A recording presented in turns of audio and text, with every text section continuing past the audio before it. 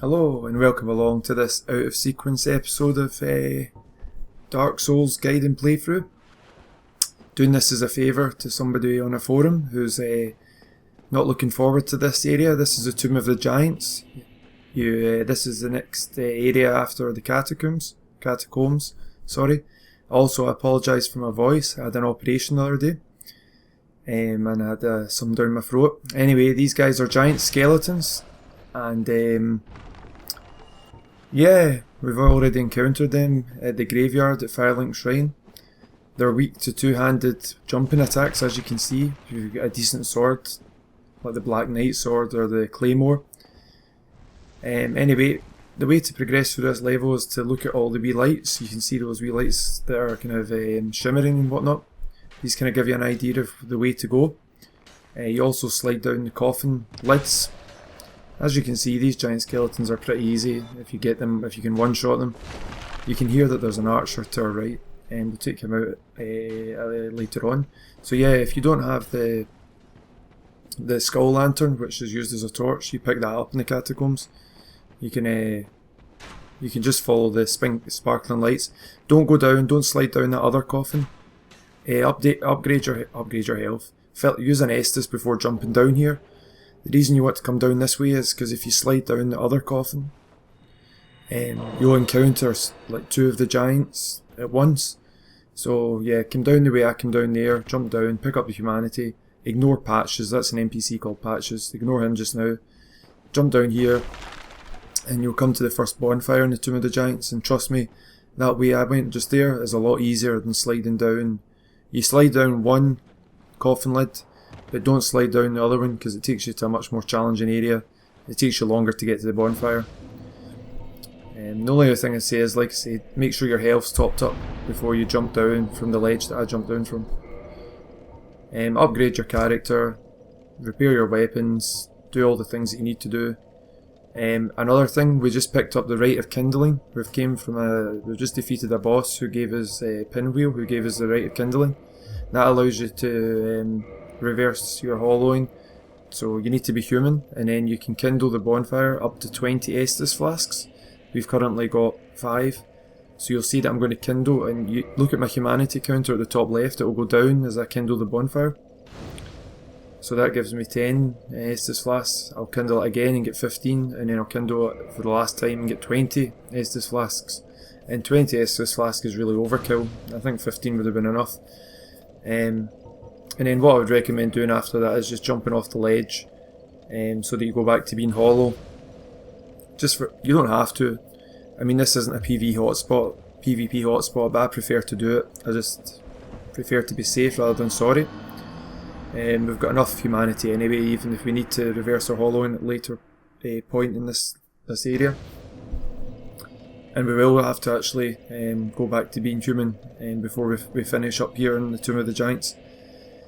Anyway, what to do next is, our next task is to talk to Patches, the NPC that you just seen a moment ago.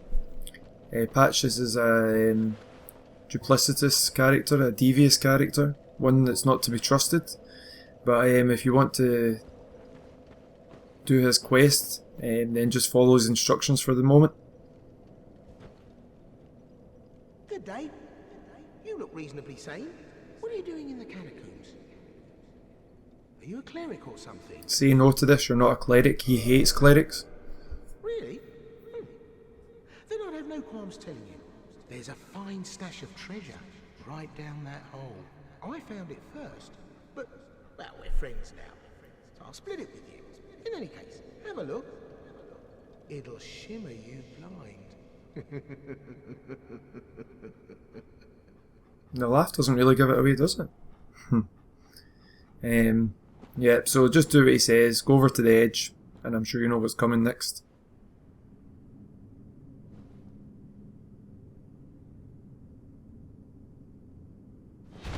Yep.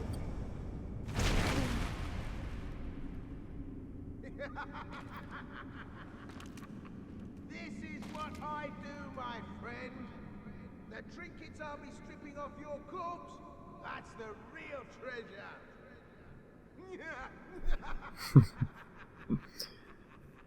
The laughs in this game are so devilish, and Great voice acting. Anyway, I know your first thought will be I want to kill him when I go back up there. I wouldn't recommend that. He becomes a merchant if you don't in Firelink Shrine. But we'll go back and deal with him later.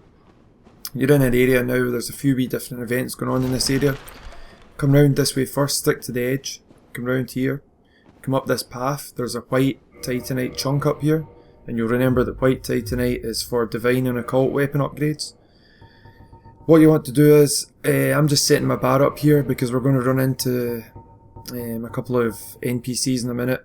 And yeah, it's better just to be prepared. I've got my charcoal pine resin, which is the fire modifier. What will happen is when you pick this titanite chunk up, it will spawn about 3 or 4 enemies, new enemies called bone towers. They're not difficult. I would recommend two-handing your weapon and killing them very quickly. The jump attack will take them out with one hit. It'll one-shot them. They have that attack. They also have a plunging attack. They have a chance to drop, I think, white chunks as well, but they don't do it often. Not difficult enemies, and you get an advantage if you're right next to them as they spawn, as they're rising through the ground. You can actually do increased damage to them. Anyway, come back to the point or the area where you originally landed, and we'll go and meet an NPC that we've already met before. Clear out all these skeletons. I'm doing that for a reason. Be careful not to hit her when you're clearing that one out. You're better to dive through them. You're no hollow, are you? Thank goodness. Please be careful.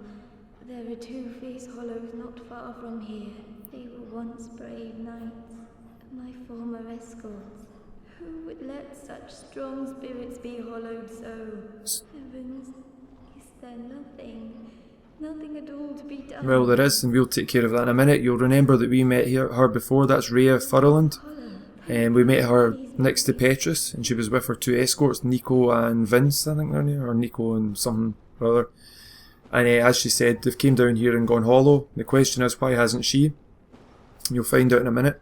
What I'm going to do is I'm going to use Power Within because I want to get as much damage in against these guys as quickly as possible. They're quite heavily armoured, they've got good weapons. I don't know where this guy came from. Usually you've taken all of these guys out by this point. Anyway, so I've got the claymore, I've got the charcoal pine resin. This is the dim-witted escort. The other one is you can see they've got a lot of health. I'm trying to break his guard here. The other one gets me with Wrath of the Gods.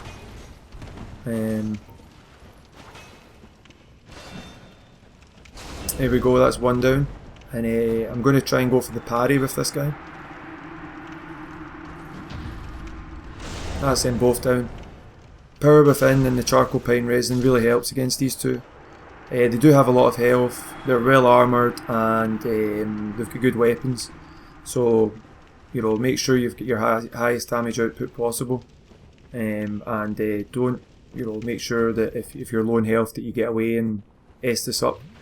And especially if you're using Power Within, use your Estus so you don't die while you're... It pains me to think of the trouble my failings have caused.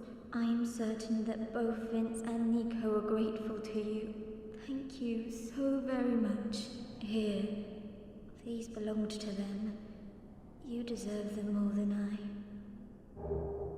So that's probably the reason she didn't go hollow. I'm certain that both Vince and Nico are grateful to you.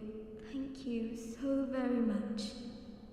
Well, no problem. Replenishment is basically a spell that gives you gradual health point increase. It's something like 8, 10, 12, something like that health points a second for like about a minute. And it's a good spell if you're a faith-based character or like a battle mage or whatever. It's interesting actually when we go back to speak to Petrus. Petrus, like I said at the very beginning, is an oily, another conniving individual in this game. Even though he's with the Way of White, the apparent religious, yeah, they've got a religious mission to take out the undead. But yeah, it seems like Petrus has given her an instruction to come down here to find items, and there's actually quite a lot of items down here that are to do with divinity. There's divine embers, there's divine weapons, there's another another NPC from the Way of White down here. But it seems like Petrus wanted to get all of those guys out of the way. He wanted to get rid of Rhea, Vince and Nico. You'll find out why later on. Yeah, there's more, as you've seen, there was more of those bone towers. They're not difficult whatsoever.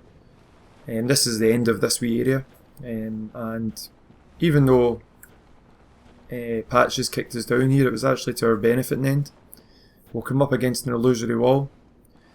Make sure you go right here, don't go left for the moment. We're going to go left, that's the next thing we're going to do in this level. But for the moment, go right. That takes you back towards the bonfire. You can see the bonfire, the flame of the bonfire is massive. That's a nice wee detail in this game. The flame increases in size as you kindle it. Oh, you! Well, let's just calm down. Talk about things. I did you wrong, but I didn't mean it. These temptations, they can, well, overcome me. You know what I mean, don't you? Please, forgive me. You and me, we're jolly undead outcasts, aren't we? Now I made a mistake here. I couldn't remember whether it was yes or no, but make sure you say no, don't say A yes. second chance. Wonderful. I had a feeling you'd understand. I did. But, if I were in your shoes, who knows what I'd have done. But now we're friends again, eh? So I'm a wee bit annoyed with myself at this point because I did you wrong, but I didn't mean if you say no, the same outcome occurs. He goes back to Firelink Shrine, but you also get, I think, 2 humanity if you say no, instead of you don't get anything if you say yes. I like his shield. His shield is one of my favourites. We picked that up in Blighttown. That's the Eagle Shield.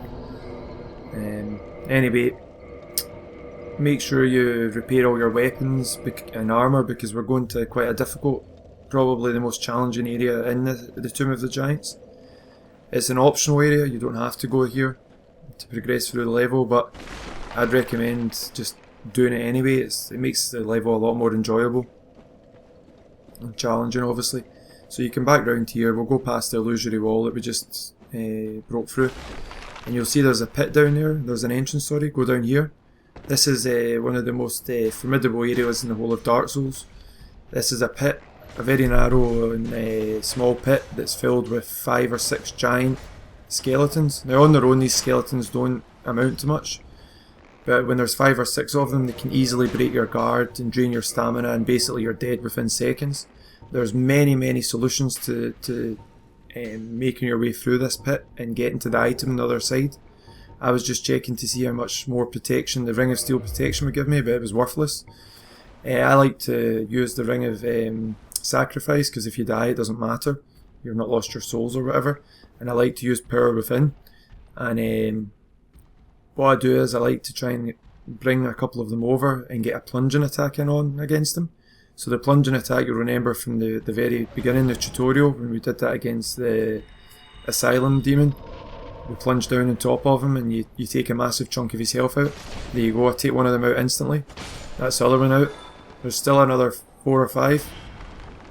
Or 3 or 4. That's another one. You can see I'm doing quite well, not bad. That's another one. You can also use ranged attacks. These skeletons are weak to pyromancy, so that's another good solution.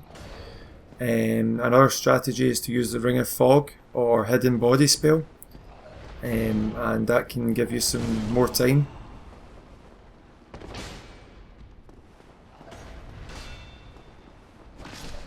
So we're down to the last guy, last skeleton. At this point it's not challenging. It's much more difficult in New Game Plus. In New Game Plus, I think I must have nearly teared my hair out trying to complete this part of the game, dying numerous times. Remember, whenever you see one of these petrified blacksmiths, that necessarily means that you're going to be picking up an important item. It usually ends up being an ember or a key. So in this case we've found a large divine ember, and the large divine ember allows you to upgrade your occult and divine weapons to +10. Maybe it's just divine weapons, I'm not 100% sure about that, but you give that to Andre of Astora, the blacksmith at the Undead Parish. The reason I'm wandering around here is I'm trying to work out what's the purpose of this pit. I think I'd written something down before that I thought the pit might be something to do with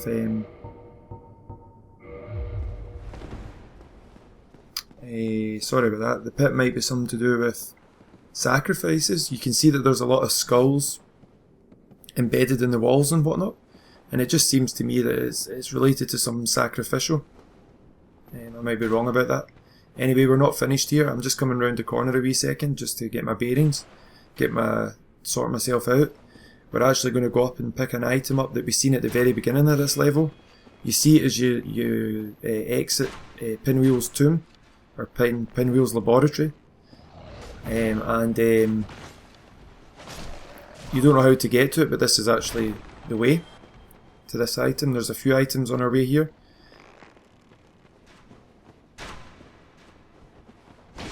So get up these, once you've killed these skeletons, get up the ladders as quickly as possible.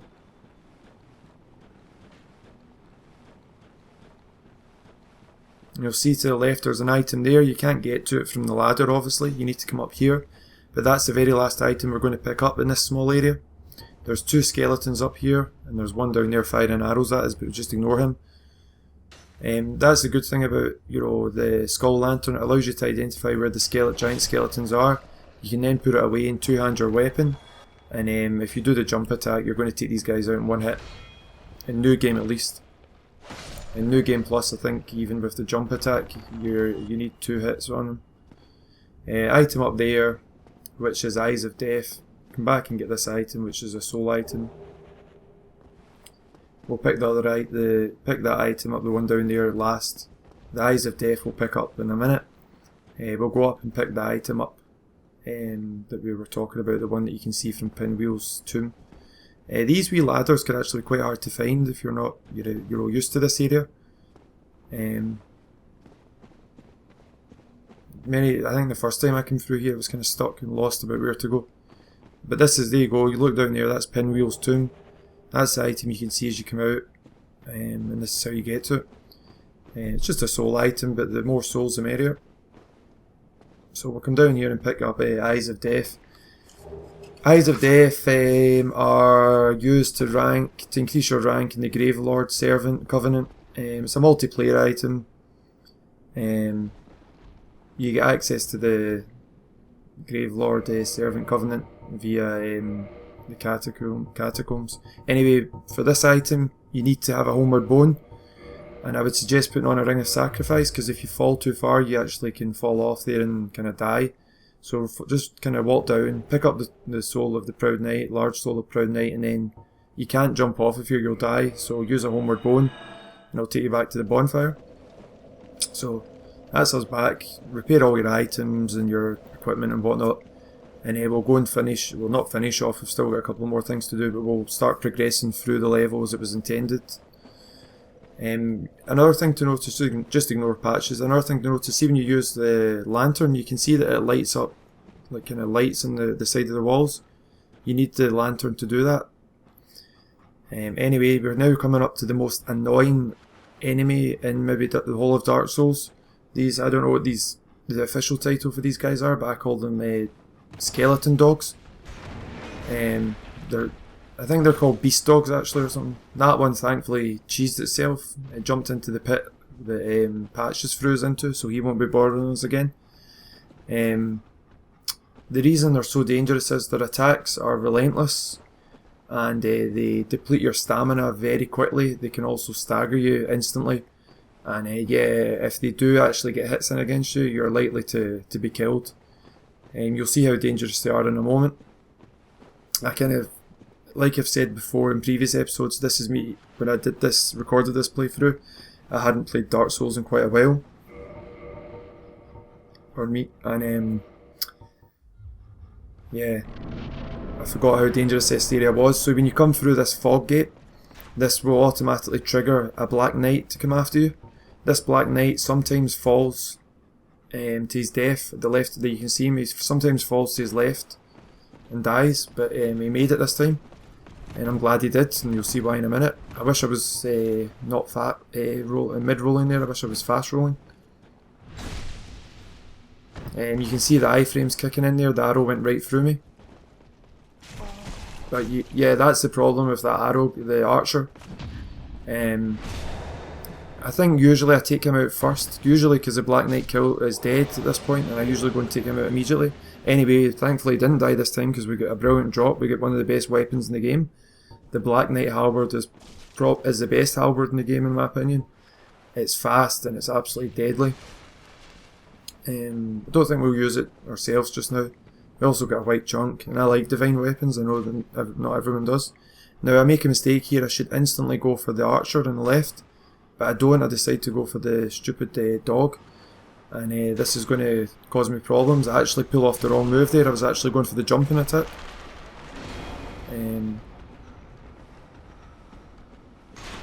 That biting attack isn't particularly dangerous. It's the one where he waves his like paws or hands out in front of you that like totally depletes your stamina in seconds. I want to pull him over here. Obviously, I didn't think I was going to get hit by the archer again, but there you go. So you want to use the kind of pillar. There you go. He cheesed himself as well. You know, he killed himself as well. So we're lucky there. You want to use these pillars as a defense against the archer. I come over here thinking there may be an item, but there's not. You can see there's another skeleton dog thing down there. Just ignore him for just now. Take out the archer first.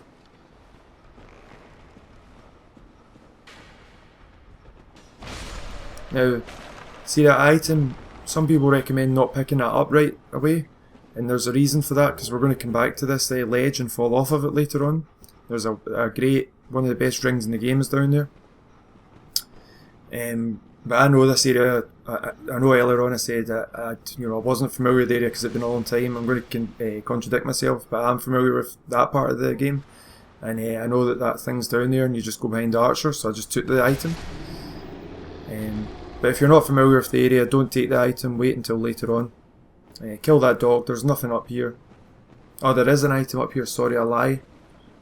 No, there's not actually. I'll tell another lie. Yeah, come down here. The item we are looking for is, down here and to the right. Down here and to the right, yep. And it's a shield actually. It's the effigy shield. Now, this gives you brilliant lightning defense. That's really all it's good for. And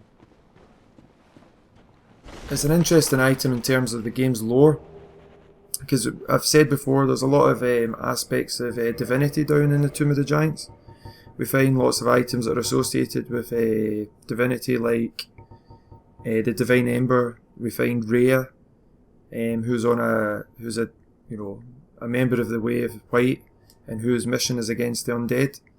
And divine weapons, you'll remember, do increased damage. I always get this mixed up. Anyway, yeah, divine weapons do increased damage against undead.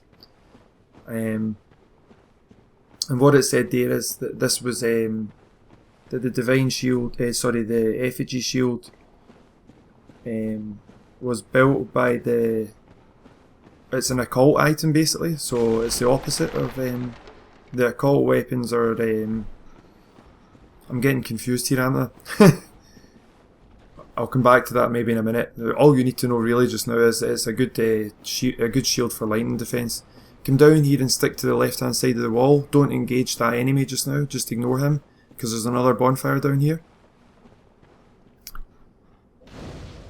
Light this bonfire and rest at it.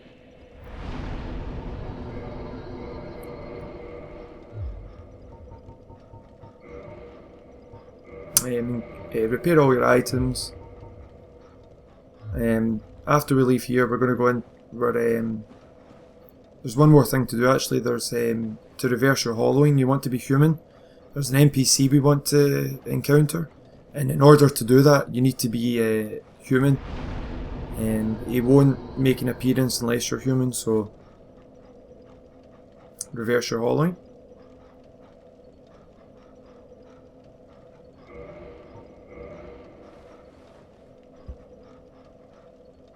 What I was saying about the effigy shield is it's considered an occult item, i.e. for the gods or made by the gods. Defense against divine attacks. Written here, who did it belong to? Some people have contended that it's linked to Pinwheel, as he coveted Nito's powers of regeneration to counter death. Pinwheel has a desire to separate his wife and child from himself, because you remember Pinwheel's like this individual that's all combined together. Anyway, let me talk about this level. That's more important than the lore part of it. So you see that I ignored the enemies, the dog. I could hear something coming down, so I thought I'd better just to come down here first and make sure I'm safe, because you want to come back in yourself. There's an item down here. But yeah, you don't have to take on any of the enemies up there. You can ignore the first dog you encounter just after the bonfire, and then when you come down the wee slope next to where I picked up the white chunk, there's about 3 or 4 skeleton dogs to the left. Just ignore them completely, and you'll be glad to know that once we've come down here there's no more skeleton dogs. And you can also put away your skull lantern and change. I would recommend changing to a shield, because we're going to be encountering the NPC, and he's a hostile NPC. I prefer to parry him, but if you don't like parrying, use a shield with good stability, because this guy has got one heck of a heavy weapon that can break through shield guards very easily. I also like to have stamina, lots of stamina against this guy. That's why I've put on the Clarantry ring. So this NPC is called Paladin Leroy. He's again another association with the divinity that we've talked about in the Tomb of the Giants. He was sent on an undead mission by the Way of White. There you go. Just if he doesn't spawn, just go in there to the right and then come back out. He's an undead paladin sent by the Way of White, whose mission is to kill undead. Get the parry in. You can see he's got an absolutely humongous weapon. It's called the Grant, and it's very deadly. He likes to heal up. That's a big mistake, because now he's dead. He can actually cause a bit of a problem for new players, definitely. You'll get humanity from this drop. You get lots of souls, humanity. What else do you get? His weapon, the Grant. And you also get the Sanctus, which is a shield. It's a useless shield in my opinion. It basically gives you 2 health points per second restoration, but it doesn't upgrade the amount of health it gives you back. Doesn't upgrade with Twinkling Titanite or anything. And it doesn't have 100% block as well. Anyway, the Grant is a huge weapon. It takes 34 strength to two-hand it, 50 strength to one-hand it. It has this really amazing area of effect attack that when you use it two-handed and plunge it into the ground, it does Wrath of the Gods, but at the cost of durability. So every time you do that attack, it loses durability. You could see a second ago there was a big tree. The reason I was looking at that is because you remember when we were in where we were in the swamps below Lighttown, and we went to the Great Hollow. Well, that's the same tree actually that you can see from here. It's the same one with all the crystal lizards and whatnot. Anyway, the reason I've quit and reload is because there's a crystal lizard in here. There's only one, so make sure you take this guy out. So not bad, we get 2 twinkles and 2 greens. I don't mind greens because I intend to make a chaos weapon later on. So that's handy for me, and Twinkling Titanite's always handy. So just come through the tunnel again and come straight down. This is the way to progress through the level. You're going to encounter more of these annoying bone towers, but they should be easy at this point. I think you'll encounter 4 or 5 of them down here.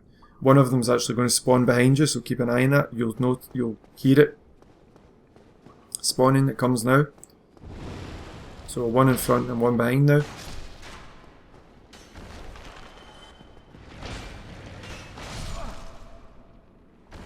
The Grant as well is also it's got a holy or divine modifier, so it can also be used to take out skeletons in the catacombs and kill them permanently.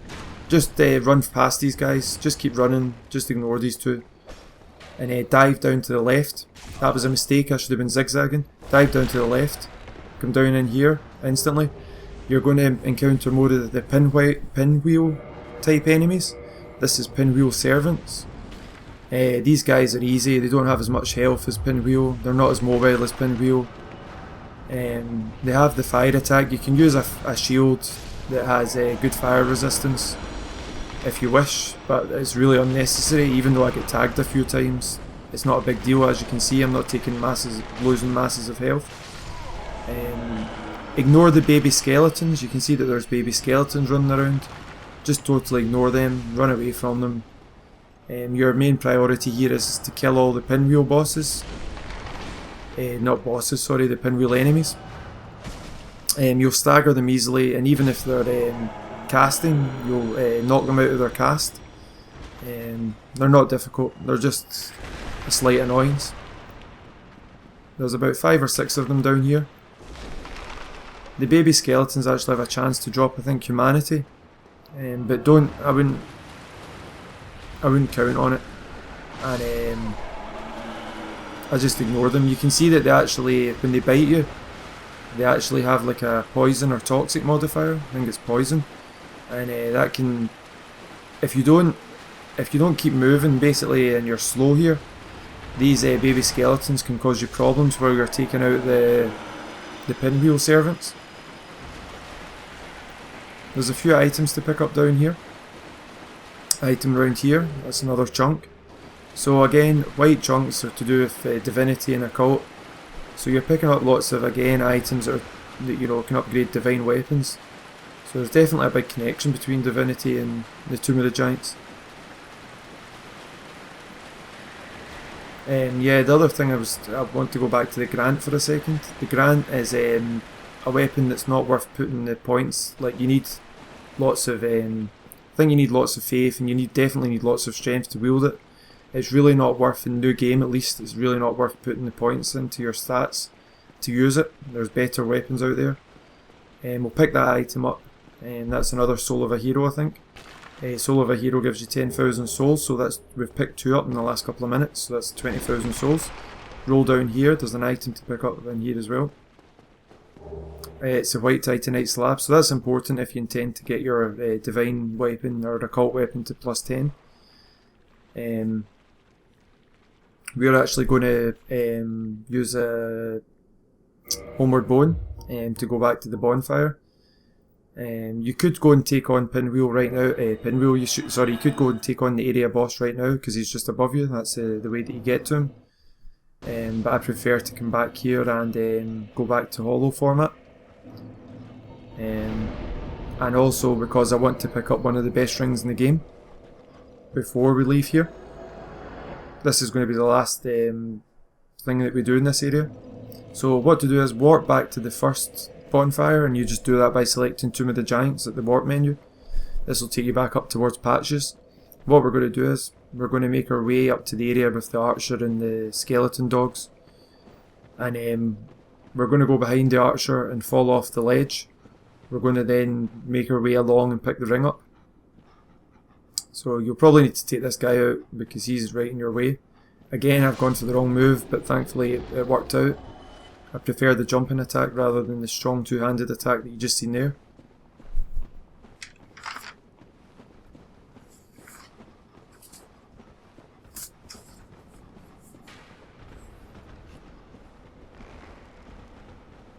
So yeah, just fall off the edge. You'll survive, don't worry. Make your way around here, and you can see the item. As soon as you enter this area, there's going to be loads of these bone towers. Just pick the item up. I was a bit slow here, and I get hit. Don't worry about it. Just come over to the edge, roll down, and then roll down again off of here. Just make sure you don't roll forward. You want to roll as far to the right as possible, or just fall off to the right. That's better, actually. Fall off to the right. This takes you on the path again where Paladin Leroy was. You can skip all the other enemies that were up above. And now we're going to make our way to the area boss. So like I said, we're going to have to take on these pinwheel servants again, and we've got obviously the bone towers to take on here. It's not a problem though. But yeah, like I said, focus on the pinwheel servants and not the baby skeletons. Just forget about them altogether. And what else? The Covetous Serpent Ring, that's what I've not mentioned, sorry. Yeah, the Covetous Serpent Ring is a great ring. It basically increases the amount of souls that you receive from enemies by 20%. And against kind of normal enemies, that's not a massive deal. Like, you know, if your enemy only gives you 100 souls and it's only a 20% increase, you're only getting an extra 20 souls. Against bosses, it can give you a massive increase, especially in New Game Plus and whatnot, where you're getting like double the amount of souls for a boss under normal circumstances. And then when you put the ring on, you're getting another 20% on top. You know, you can end up getting like nearly 200,000 souls from one fight. I'm actually going to use it against in the boss fight we're approaching now. You don't put the ring on until the boss fight is actually over, believe it or not. Zigzag here, don't forget to zigzag so you don't get hit by an arrow, like I did. Come down to the left. I'm actually just going to run past all of these pinwheel servants. I don't see what the point in fighting them again is. Maybe take this one out. I don't want to die here, that would be really embarrassing, and more than that, it would be really annoying. Once we go through the fog gate, we're safe. So that's what I'm going to do right now.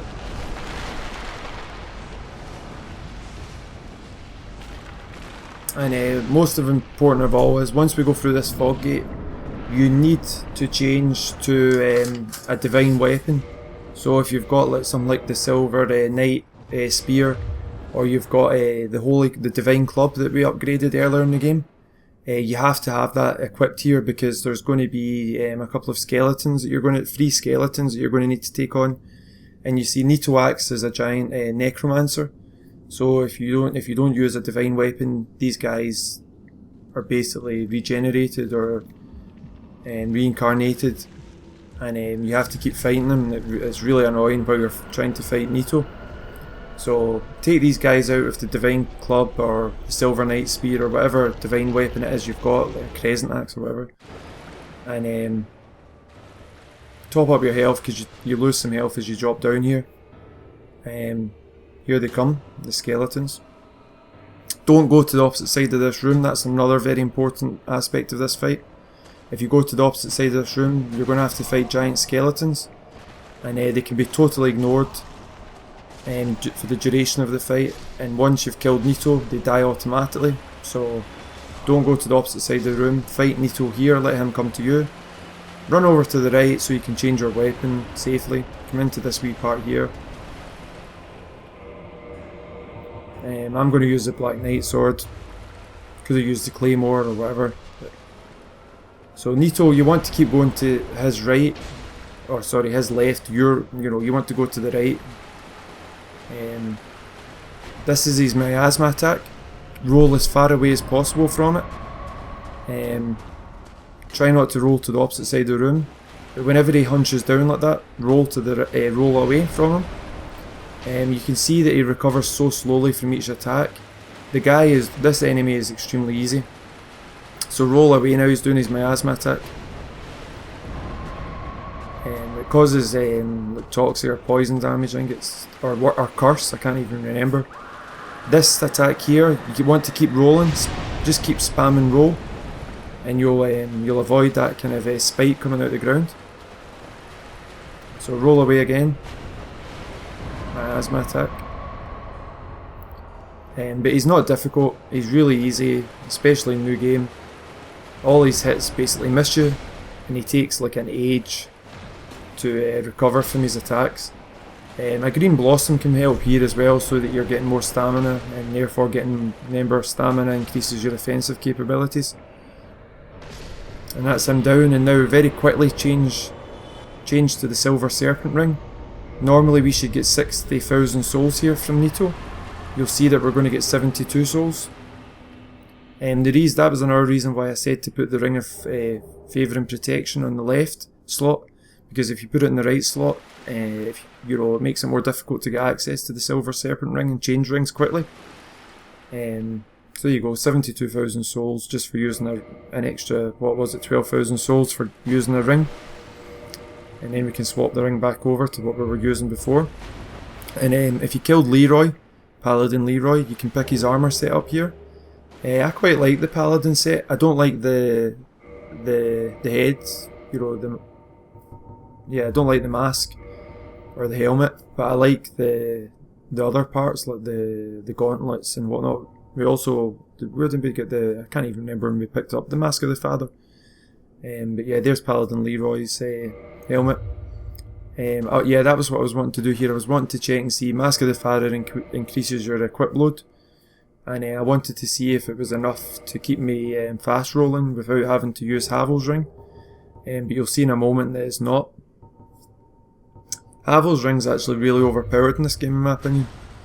I'm playing Dark Souls 2 at the moment, and there's a ring that's very similar to Havel's Ring, but it has nowhere near the same level of effect as Havel's. So there you go. I can't use all my equipment and use the Mask of the Father yet.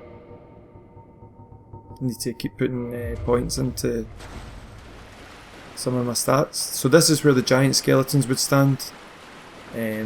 But yeah, don't go to this side of the room during the fight. You can see that there's 2 coffins here, and this is actually linked to Gravelord Nito, to Pinwheel. It's believed that Pinwheel made his way to to Gravelord Nito's tomb, and in order to somehow use Nito's powers to separate, there's the Paladin armor set of the chest piece. I think it's beautiful. I like the noise it makes as you roll and whatnot. But yeah, there's a lot of lore surrounding Pinwheel and Nito, and if you're interested in it, there's loads of videos you can watch from like Epic Name Bro and whatnot, and Silvermont. So yeah, it's believed that Pinwheel was in the smaller coffin at one point. That is one take on the lore. Anyway, we're going to go back to Firelink Shrine. There's one more thing we need to do before the end of this video. I apologise for this video being so long. Normally my videos are only like half an hour long. But yeah, I just wanted to finish the tombs off for Furnace Inferno from AV Forums. Anyway, our last thing to do is to place the Lord. We've picked up the first Lord Soul from Gravelord Nito, and we're going to place that in the Lordvessel that's down below. We need to use Framp to get there. And if you look at the bonfire before we go, you can see that the flame's small. So Nembra pointed out in the tombs that when you kindle a bonfire, the actual height of the flame increases. You'll see that we're going to get a reward. This is a Lord Soul Gravelord Nito, First of the Dead. You'll see that once we place Nito's soul into the Lordvessel at the Kiln of the First Flame, or the entrance to the Kiln of the First Flame, and once we come back here and speak to the Firekeeper, we'll get a reward. I'll be heading down below shortly. There's nothing worthwhile up above. No worries. Venturing is my life. I'm prepared for the worst. So Siegmeyer is continuing on his doomed quest. We've talked about how he's totally out of his depth in Lordran. He can't, he doesn't know how to navigate areas. He can't strategize. He can't take on enemies. He's hopeless, basically. Anyway, he says he's going down below later, so he'll be going to either the swamp below Blighttown. That's probably where he was talking about, actually. Anyway, warp down to the Lordvessel. You can skip all this, we've seen it before. And Firelink Altar, place Nito's soul in here.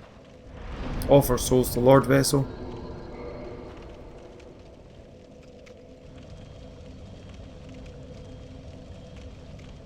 And once you've done that, basically just warp back to Firelink Shrine.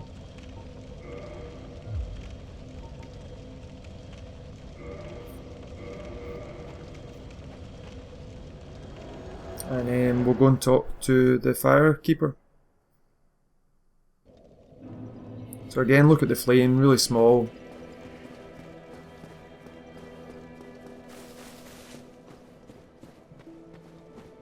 That you have agreed to link the fire. I thank you sincerely. Finally, the curse of the undead will be lifted. And I can die human. I am powerless, but I will do all that I can. Please, Save us all. Please. So you can hear that there was a noise there that sounded like a flame or something being lit, and when we come back up here you'll see that the flame is massive. So she's now rewarded us by kindling the bonfire for us to 20 Estus flasks. So if you look, you see I went from 10 to 20 Estus flasks. And yeah, that's it. I hope this episode helped, and I'll see you in the next one.